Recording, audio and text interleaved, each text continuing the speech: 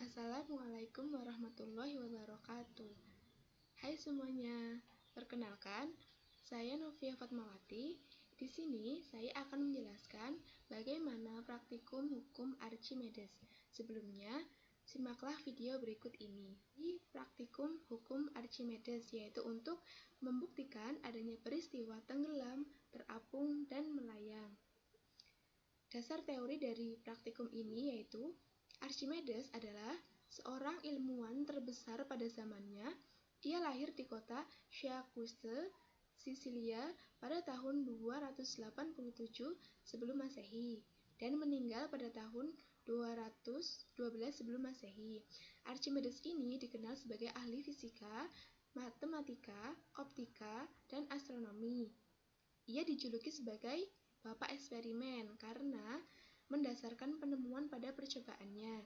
Ia menemukan hukum jika sebuah peristiwa yang disebut dengan hukum Archimedes yang berbunyi, jika benda dimasukkan ke dalam cairan, baik sebagian atau seluruhnya, maka akan mendapatkan gaya ke atas sebesar berat cairan yang dipindahkan oleh benda tersebut. Prinsip Archimedes adalah Fa sama dengan Rho kali V kali G, di mana Fa adalah tekanan Archimedes dalam Newton per meter persegi, sedangkan V adalah volume, Rho adalah massa jenis zat cair, dan G adalah gravitasi. Kita sering melihat peristiwa tenggelam, melayang, terapung, yang ternyata itu berkaitan dengan massa jenis antara benda dengan massa jenis fluida atau zat cair. Pada kesempatan ini kita akan melakukan percobaan untuk membuktikan ketiga peristiwa tersebut menggunakan bahan-bahan yang ada di sekitar kita. Dengan itu, maka simaklah video ini sampai selesai. Selamat menyaksikan.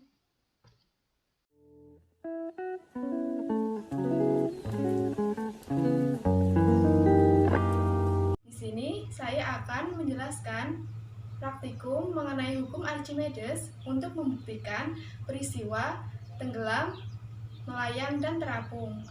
Untuk praktikum kali ini, alat dan bahan sudah saya sediakan, mulai dari air, ada sendok, terus ada gelas plastik, kemudian ada 6 butir telur, ada garam dapur, dan yang terakhir adalah tisu.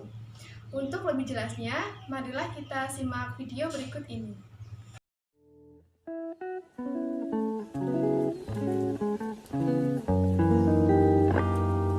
Oke, sebelum kita memasuki praktikum, hal yang perlu kita siapkan adalah siapkan semua bahan dan alat yang digunakan.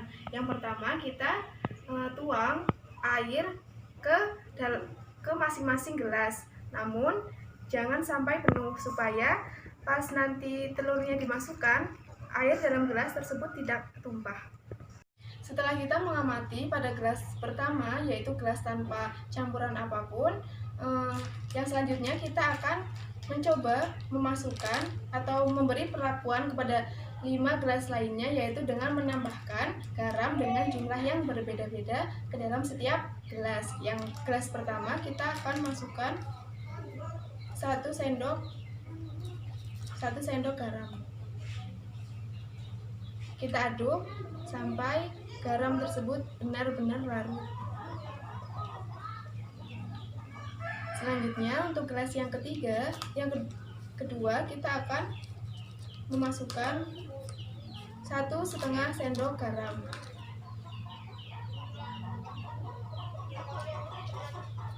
Benar-benar larut. Lalu pada gelas yang selanjutnya kita beri garam 2 sendok.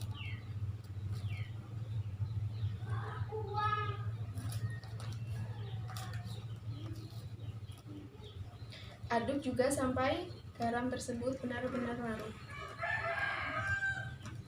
Untuk gelas yang selanjutnya, kita akan memasukkan garam sebanyak 2 sendok setengah.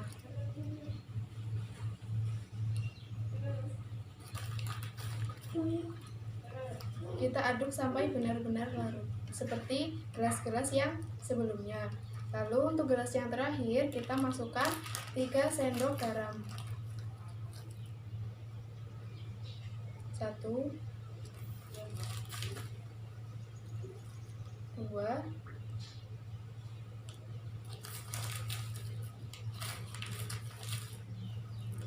3. Kita aduk sampai benar-benar larut.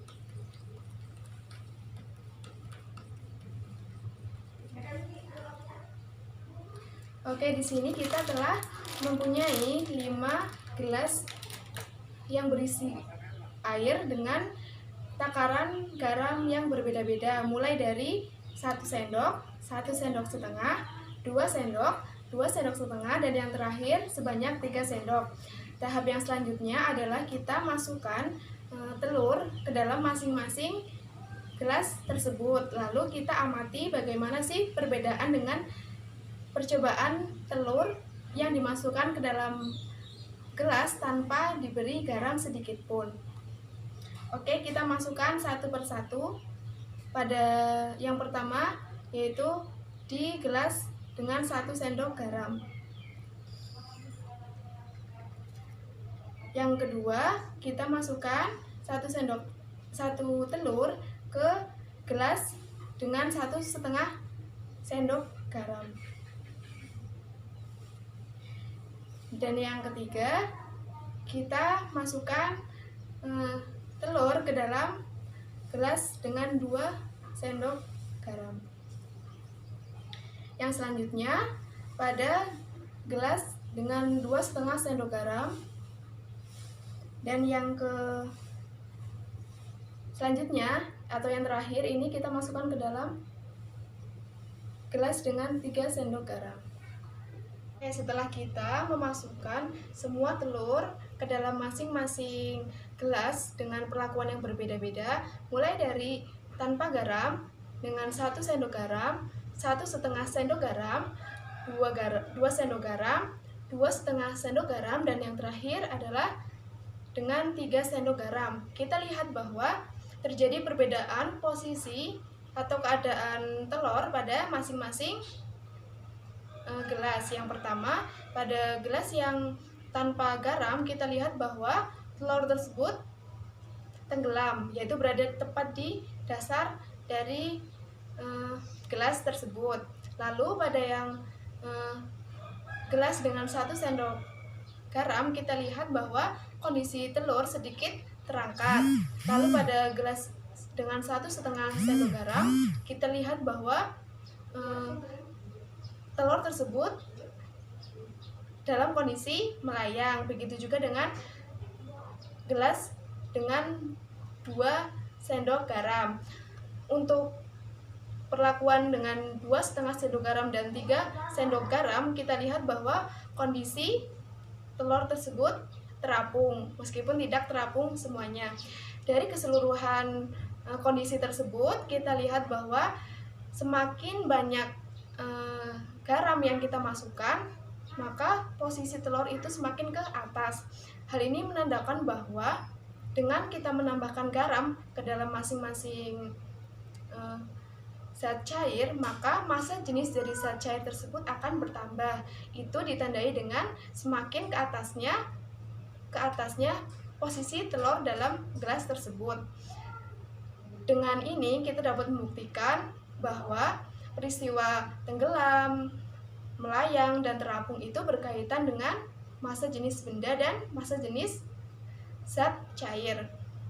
Mulai dari peristiwa tenggelam, di mana massa jenis zat cair itu lebih kecil dari massa jenis benda, itu ditandai dengan benda yang tenggelam.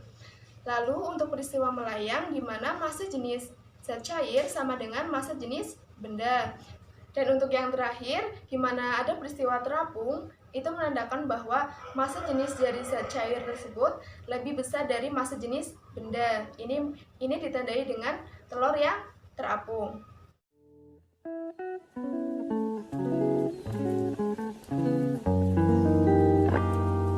Oke, kita telah menyelesaikan praktikum mengenai hukum Archimedes, yaitu pembuktian adanya peristiwa tenggelam, melayang, dan terapung menggunakan alat dan bahan yang ada di sekitar kita. Gimana? Simpel kan? Kita dapat membuktikan hukum yang ada di fisika di sekitar kita.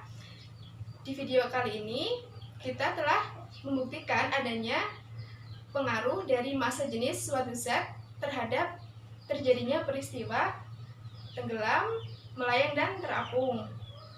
Mungkin hanya ini yang dapat saya sampaikan pada video kali ini mengenai praktikum hukum Archimedes. Semoga dapat membantu pemahaman kita semua mengenai hukum Archimedes tersebut.